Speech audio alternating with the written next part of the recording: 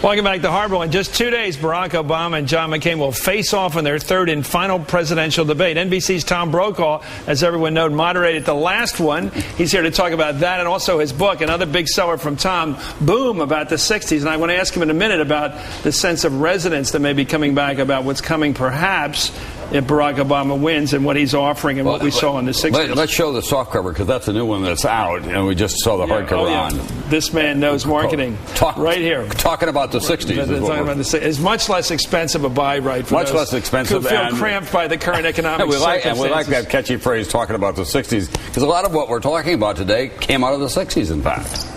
You think about... You've opened a can of worms. Let's proceed. Well, the tumult of this presidential election, but we have an African-American at the top of one ticket, never would have happened without the 60s, without the civil rights movement. And traditional feminists may not be happy about it, but Sarah Palin, first a mayor and then a governor in a state like Alaska, and now a Republican vice presidential candidate, she's a product of the women's movement as well, because so many things were opened up at that time. We were at war in '68. We're at war now. The country's in a considerable amount of turmoil. This time it's economic, then it was cultural. So there are some issues. And the boomers who got the 60s started now are looking at their 401ks, and back then they said we don't care about materialism, but they're wondering how long they're going to have to work. I love the 60s, Tom. Let's take a look at McCain and what he said this week. I want to talk about, first of all, since you were there, a unique experience to be on the same set with two men, one of whom will be president, and know that conflict. What's the electricity like there? Is there something that doesn't show on TV, that sense of immediacy?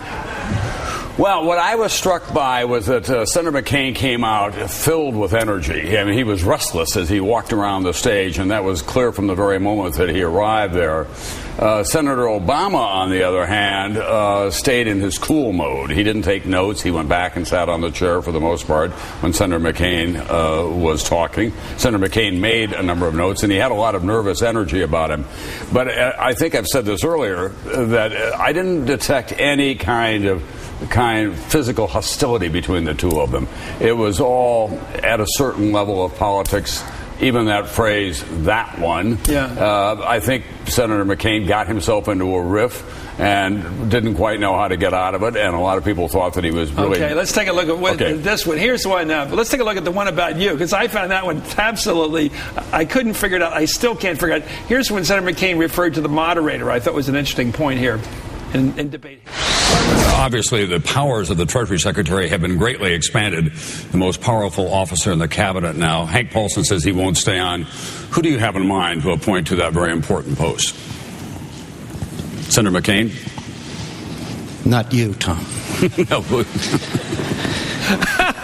Is that the Irish in McCain? What is that? That sort of a snippy response. I honestly think that he was caught off guard by the question. I think both of them were behind the curve on what was going on in the economy and the magnitude of what we were dealing with. I thought it was a legitimate question. A number of people have said to me in both parties, we better have somebody in place for the transition on November 5th in Treasury because they now have control of the American economy in a way they never have before. So I thought it was a legitimate question. I don't think they expected it, and I think McCain turned to Obama. Is he going to have to answer this? And he was searching for an answer.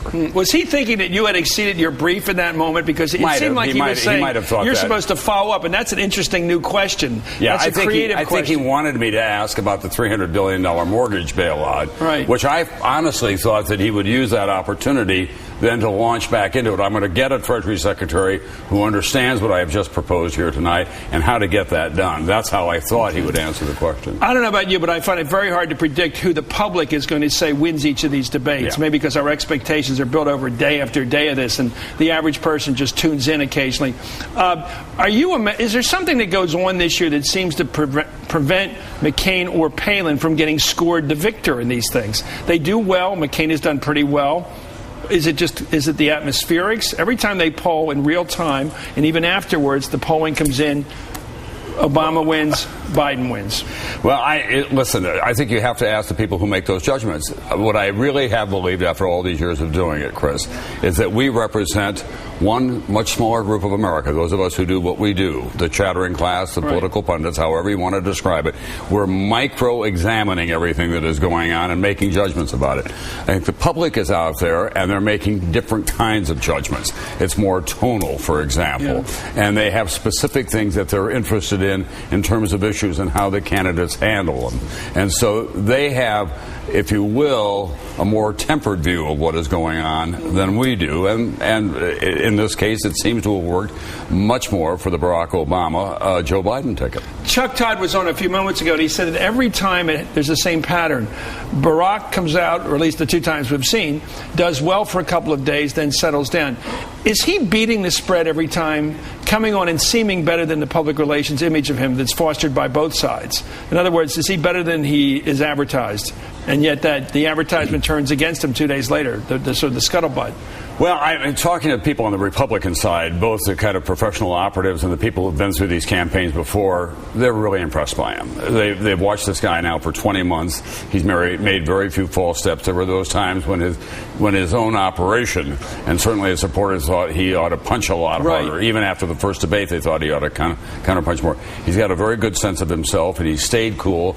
And as I believed all during the primary season, Hillary Clinton made him a much better candidate for the fall. I think that's indisputable. He owes her a great debt for staying in the race for as long as she did, because he's better now than he would have been without her. I just saw her in Scranton yesterday. I know she didn't win on points, but she's really good now. Yeah. She's gotten wrong. Let's take a look. I've been waiting to ask you this question because I'm curious about what you say. Here's John McCain in one of those great moments in a political campaign that really seem to tell you something about the man or the person running.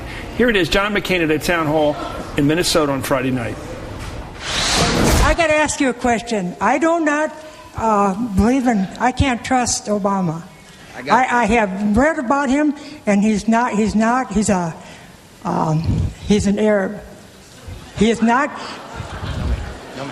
No man. He's a decent family man, citizen that I just happen to have disagreements with on fundamental issues, and that's what this campaign is all about. He's not. Thank you.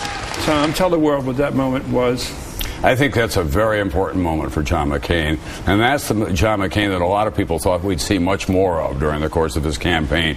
He began 9 months ago by saying he wanted to run a respectful campaign. But look, he's got a tough brief. He's running in a party in which he is not a natural candidate for what now represents the base of that party. He had to go earn his place with them. And so there's a little bit of an identification crisis going on constantly when he's out there, and that's not unexpected for him. Do you feel he's embarrassed by the tenor of the campaign, by the commentary of Governor Palin, by the advertisement, some of the things he said that suggest that his opponent is somehow a security risk, even someone who's really not to be trusted as one of us? No, I don't know whether he's embarrassed by it or not. I do think there's a little bit of Bob Dole quality. Where's the outrage?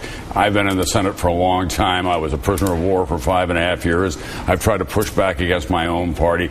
And this guy, who hasn't been around very much, is cleaning my clock at the moment. And not only that, I've got troubles within my own party. I mean, you got Bill Kristol in the New York Times today, who has been a mouthpiece for this campaign, saying, fire the campaign, change everything. And he's been the one who's had He should talk. He's been using his column as a kind of playbook for Sarah Palin. Now suddenly he's coming out and publicly saying, get rid of him.